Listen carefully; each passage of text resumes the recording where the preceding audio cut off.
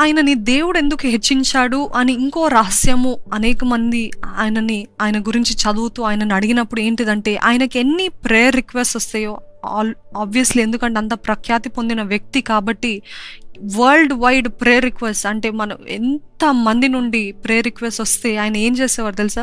ఈయన వస్తున్నాయి కదా పక్కన పెట్టలేదు, కానీ ప్రతి ప్రేయర్ రిక్వెస్ట్ ఏదో ఆయన సొంతదిగా తీసుకొని ఏం చేసేవారంటే బిగ్గరగా కేకలు వేస్తూ ఏడుస్తూ ఏదో వారి షూస్లో వారి స్థలంలో ఆయన ఉన్నట్టు అనుకుంటూ, దేవా సహాయం చేయ్యా, స్వస్థపరిచయ్యా, లేకపోతే బాగు చేయ్యా అని ఇలాగా ప్రార్థన చేస్తూ ఉండేవారనమాట.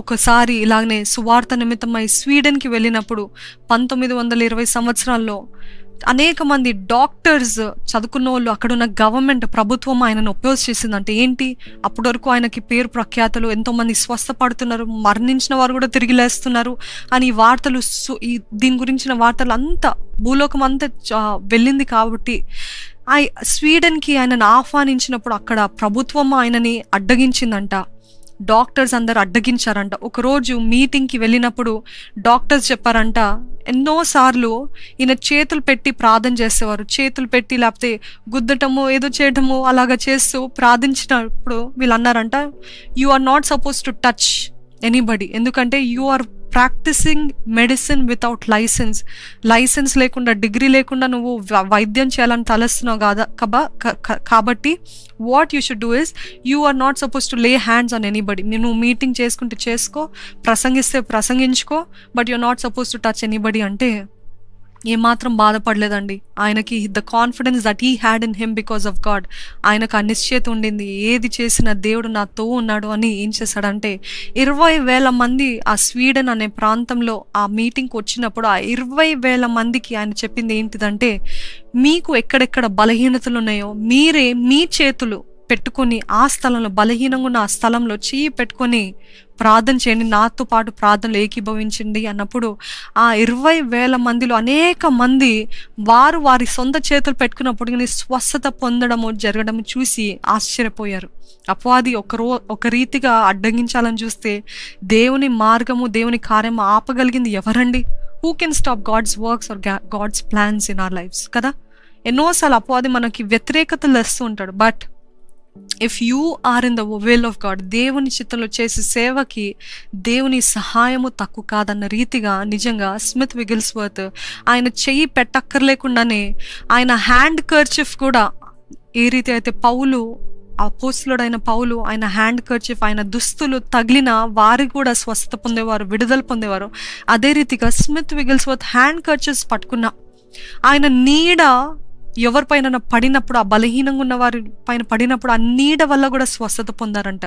యేసు ప్రభు అన్నారు కదండి, ఈ లోకంలో ఉన్నప్పుడు మీరు నన్ను నమ్మితే, నా ఆత్మని అంగీకరిస్తే నేను చేసిన దానికంటే ఇంకా గొప్ప కార్యాలు చేస్తారని యేసు ప్రభు చెప్పారు. అదే రీతిగా గత just 19th century, 1920s, 1930s, few years back, almost like 70 to 80 years back జరిగిన కార్యాలేవి.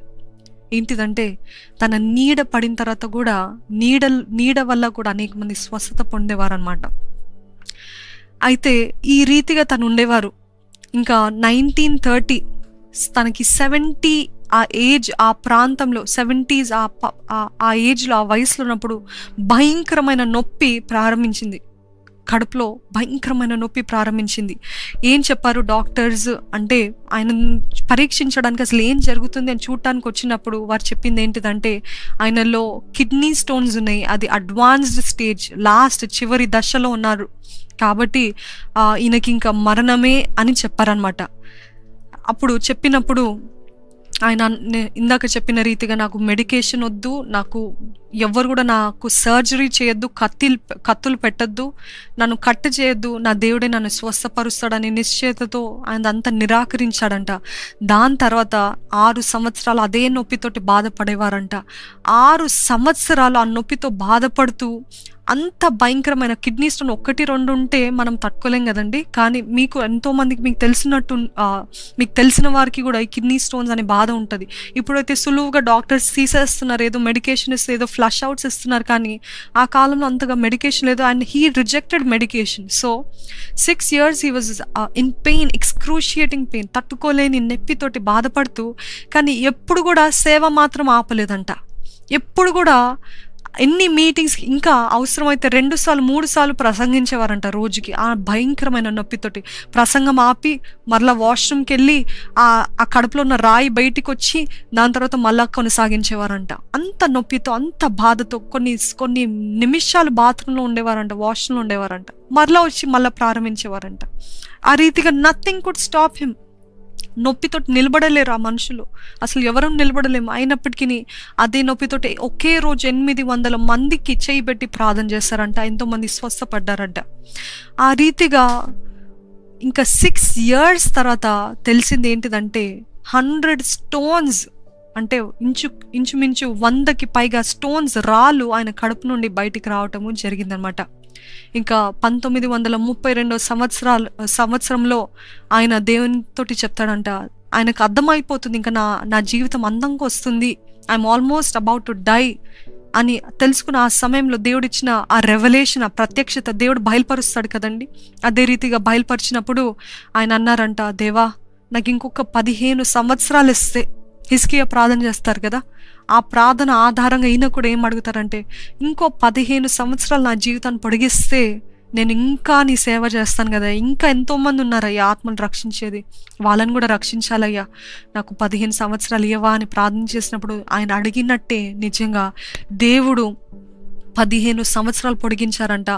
అప్పటి వరకు జరిగించిన సేవ ఒకెత్తు, కానీ ఎప్పుడైతే ఆ సంవత్సరాలు పొడిగించబడిన తర్వాత invitations from all over the world, లోకము ప్రతి నలుమూల నుండి ఆయనకి invitations, New Zealand, Bharatadesam, India, Ceylon, Sri Lanka, Australia, Europe, Sweden, ఎన్నో గొప్ప గొప్ప స్థలాల నుండి ఆయనకి ఇన్విటేషన్స్ రావటంతో అంత బలహీనతలో, అంత వృద్ధాప్యంలో కూడా ప్రతి స్థలానికి వెళ్ళేవారంట. కానీ ఆయనకి ఇన్విటేషన్స్ వచ్చినప్పుడు ఆయన అనుకున్నారంట, అందరూ నన్ను చూస్తున్నారేంటి, స్మిత్ విగిల్స్వర్త్ని, ఇంకా ఆయన ఆఖరి దశకి ఆ 15 years అంతకు వచ్చిన తర్వాత ఆయన ప్రఖ్యాతి ఎక్కడికో వెళ్ళిపోయింది. There was nobody who didn't know Smith Wigglesworth. అంత గొప్పగా దేవుడు ఒక చదివి రాని వ్యక్తి, ఆయనకి రీడింగ్, రైటింగ్ లేకపోతే సరైన ఫార్మల్ ఎడ్యుకేషన్ లేని వ్యక్తి, అటువంటి వ్యక్తి ఇప్పుడు వరల్డ్ వైడ్ ఫేమస్ అయిపోయారు. ఎవరు అంటే ఘనత ఇచ్చేది, హెచ్చించేది దేవుడే. ఒక విద్య లేని వ్యక్తిని, లేకపోతే జ్ఞానులను సిగ్గుపరచుటకు వెరివారిని ఎన్నుకుంటాడు, ఎన్నిక లేని వారిని ఎన్నుకొని ఎన్నిక కలిగిన వారిని సిగ్గుపరుస్తాడు కదండి దేవుడు, మన దేవుడు. అదే రీతిగా Smith Wigglesworth, he didn't have an education, he didn't have any talent, ఇంకా అంతకు పైన నత్తి, మాట్లాడటం రాదు. అటువంటి వ్యక్తిని వాడుకొని వరల్డ్ వైడ్ ఫేమస్ చేశారు.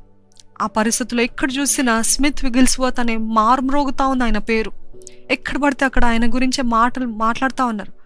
ఆయనకి ఈ వార్త అందింది, ఈయన ఇంత ఫేమస్ అయ్యారు అని అందరు చెప్తూ ఉంటే ఆయన అనుకున్నారంట,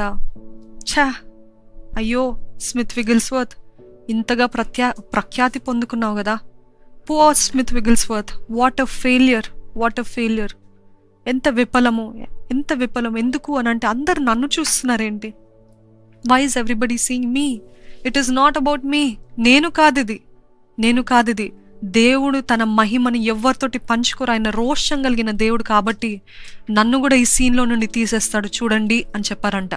అర్థమైందండి? అందరూ స్మిత్ విగిల్స్వర్త్ అని ఆయననే దేవుడిలాగా పూజిస్తుంటే, ఆయననే ఘనపరుస్తుంటే ఆయన అనుకున్నాడంట, అక్కడ ఎదిగిపోలేదు, అక్కడ అహమ్ముతోటి, గర్వంతోటి, ఈగోతోటి అక్కడ కొండపైన ఎక్కి కూర్చోలేదు. కానీ ఆయన అనుకున్నాడంట, what a failure I am, అందరు నన్ను చూస్తున్నారేంటి, what a failure I am, నన్ను ఎందుకు చూస్తున్నారు, దేవుని చూడండి, దేవుని స్థానంలో నన్ను పెట్టారు కదా, దేవుడు నన్ను తీసేస్తాడు చూడండి అని చెప్పారంట. అన్న రీతిగానే 7 రోజుల తర్వాత ఒకసారి ఎవరో ఒక గృహానికి వెళ్ళి ఒక ఫ్యూనరల్, ఒక భూస్థాపన కార్యక్రమం ముగించుకొని ఆ చర్చ్లో పక్కన రూమ్స్ ఉంటాయి కదా, ఆ రూమ్ దగ్గరికి వెళ్ళినప్పుడు ఒక చిన్న బిడ్డ, అప్పుడే మరణించిన ఆ బిడ్డని ఈ స్మిత్ విగిల్స్వర్త్ లేపాడనమాట దేవుని ద్వారా, దేవుని ఆత్మశక్తితో. ఆ లేపిన బిడ్డ తండ్రి అక్కడ ఉన్నారు. ఆయన అడిగారంట స్మిత్ విగిల్స్వర్త్, ఎలాగుందండి మీ కూతురు, ఎలాగుంది, బాగుందా అని అంటే ఆయన అన్నారంట, ఎంతో ఈగోతోటి, ఎంతో గర్వంతో, చచ్చిన బిడ్డని లేపితే ఆయన అంటారంట, పర్వాలేదులేండి, she's doing okay, she's doing fine, better అని ఎంతో రఫ్గా ఆన్సర్ ఇచ్చారంట. ఆన్సర్ ఇస్తే ఈయన అలాగనే చూస్తూ కూర్చొని అని డిసప్పాయింట్మెంట్ తోటి అలాగనే ఆయన తల ఉంచి ఎటువంటి నొప్పి లేకుండా ఎటువంటి బాధ లేకుండా ఆయన ఆఖరి శ్వాస విడిచారనమాట. అలాగా మరణించారు. Nothing, no pain, nothing. He just smiled, ఒక చిరునవ్వుతోటి ఆశతోటి అలాగా కూర్చొని నొప్పి లేకుండా బాధ లేకుండా మరణించారనమాట.